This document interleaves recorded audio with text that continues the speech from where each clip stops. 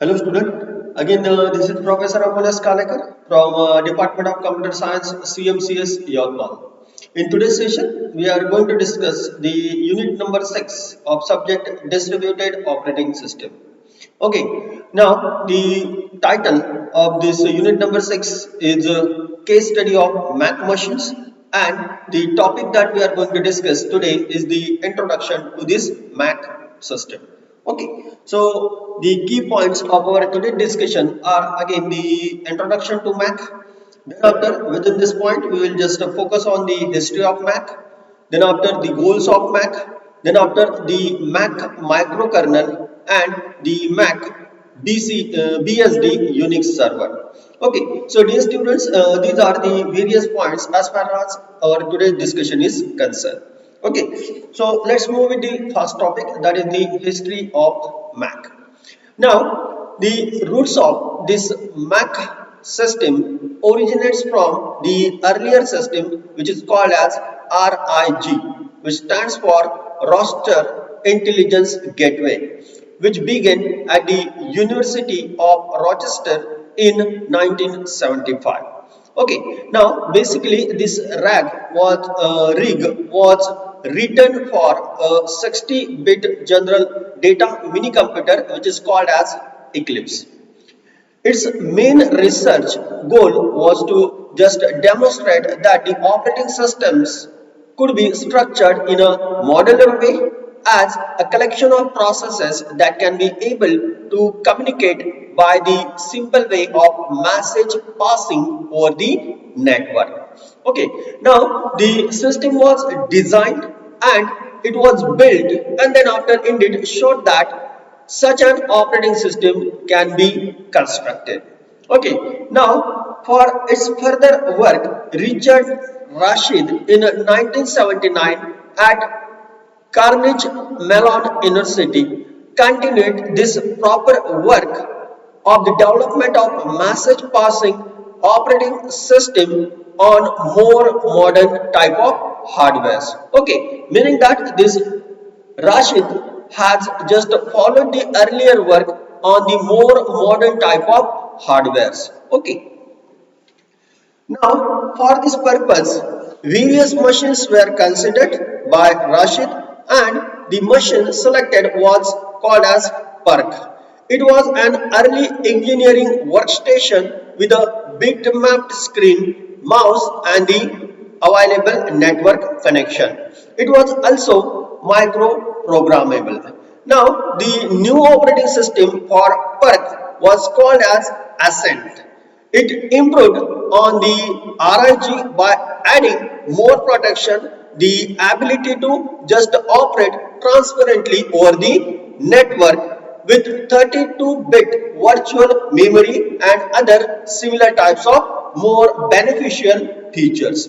Now, the initial version was set up and running in 1981.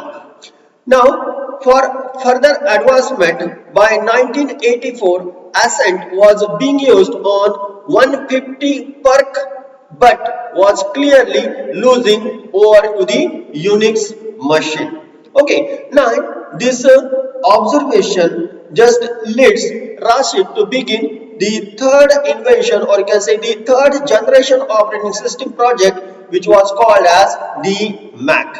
Moral of the story, जो earlier development था उन development में जो भी डेफिशिएंसीज आई उन डेफिशिएंसीज को कैरी आउट करके, मतलब उन पे वर्क करके राशिद ने 1984 में इस मैक मशीन का इन्वेंशन किया.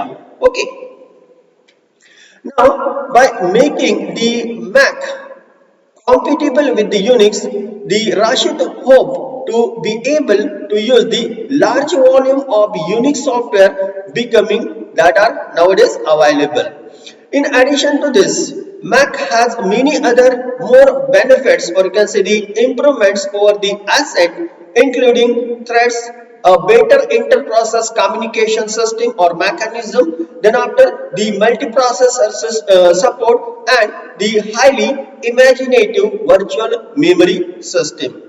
Again, around this time, DARPA, the US Department of Defense Advanced Research Project Agency now was looking for an operating system that would just support the multiprocessors as a part of its strategic competitive initiative. Okay, now for this reason, CMU was selected, and with DARPA funding, Mac was developed further. Okay, now it was just decided to make the system compatible with 4.2 BCD by just combining the Mac and 4.2 BCD into a single kernel. And the first version of this Mac was released in 1986 for the VAX 11-784, a 4 CPU multiprocessor. Okay. Now, then after the Open Software Foundation, DEC and Hewlett Packard was formed in an attempt to just wrest the control over the Unix from its owner, that is AT&T. Now, these companies chose 2.5 as the basis for its first operating system, that is OSF/1, which just contains large amount of Barclay and AT&T code. As of 1988, the Mac 2.5 kernel was large and just monolithic due to the presence of a large amount of Barclay Unix code in its respective kernel. And by 1989, CMU just removed all the earlier Barclay code from the kernel and put it over the set space, server space, resulting microkernel that is corely consisting of pure Mac. Okay. Now we will just discuss about some of the goals of Mac machines. So as we know, this Mac has evolved the considerable since its first incarnate in RIG. Now the basic goals of this project have also changed as the time has gone on. Now the current major primary goals of the Mac system are: first one is just providing the base for building the other operating systems. Second one, supporting the large sparse address spaces. Third one, that is allowing the transparent access to the network resources. Then after, fourth one, exploiting the parallelism in both the system as well as the application. Then after, fifth one, making the Mac machine more portable to a larger collection of machines. Okay, so dear students, these are some of the goals as far as the Mac system is concerned. Okay, now we will just focus on the Mac microkernel. Now the Mac microkernel has been built as a large upon which the Unix and the other operating system can be emulated. Now this kind of emulation is done by a layer of software that runs outside the kernel that you can see in the figure. Okay, so as you can see in the figure, there are the user processes, and then after there are the software illuminator layer. Okay, beside that you can also see the 4.3 BSD emulator, then after system 5 emulator, then after HPUX emulator and other types of emulator which works in the microkernel. Okay, so this is the figure for the abstract model for the Unix emulation with the help of Mac. Okay. Now we'll just describe this figure. So each emulator just consists of a part that is present in its application program's address space, as well as one or more servers that runs independently from the application program. It should be noted that multiple emulators can be running simultaneously, so it can be possible to run the 4.3 BSD system 5 and the MS-DOS program on the same machine at the same interval of time.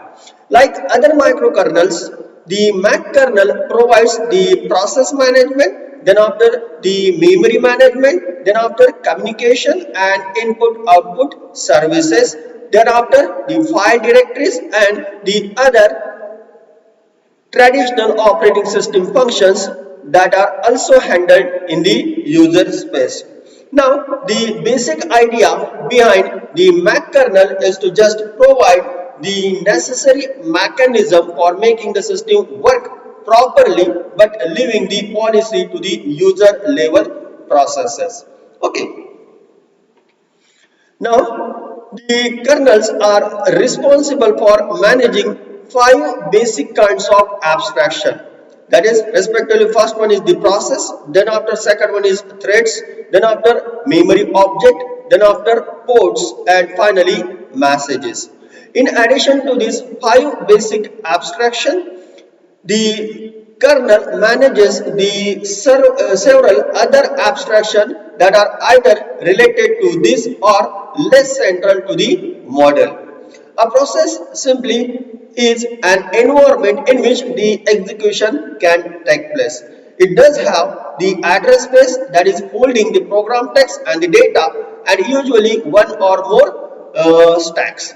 Okay, now the process is the basic unit for resource allocation. For example, a communication channel is always owned by the single kind of process. Okay, now the one library procedure just allocate a block of local memory of whatever size it is requested and returns a pointer to it. Then after the second one, that is a thread in the Mac system is an executable entry. It has a program counter and a set of registers that are associated with it. Each thread is a part of exactly one process. This thing is very important. A process with one thread is similar to a traditional, for example, the Unix process. Now, a concept that is unique to a Mac is the memory object. Okay, now a data structure that can be mapped into a process address space.